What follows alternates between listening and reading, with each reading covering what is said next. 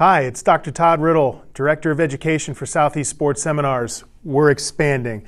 I'm really proud to announce my good friend, Dr. Tom Teeter, is going to be coming on board with us to teach his Rehab to Fitness course. Now, this one's kind of near and dear to my heart. Prior to getting into chiropractic, I lived my life in sports performance and in fitness, and that's exactly what Dr. Teeter is going to be bringing to the table. It's a unique class.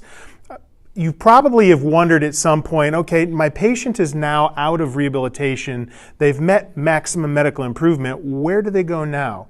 Well, Dr. Teeter's course is going to help you program specific fitness goals for people that have transitioned out of rehab and are now ready to begin a fitness program. Now, this could be for your weekend warrior. It could be for your average everyday patient, all the way up to world-class athletes. Again, it's going to be a great, unique class to show you how to program once they've gotten out of rehabilitation and are ready to start back into their fitness program. Again, this class is going to be coming this fall, and you should be on the lookout for it because I promise you, you won't want to miss it.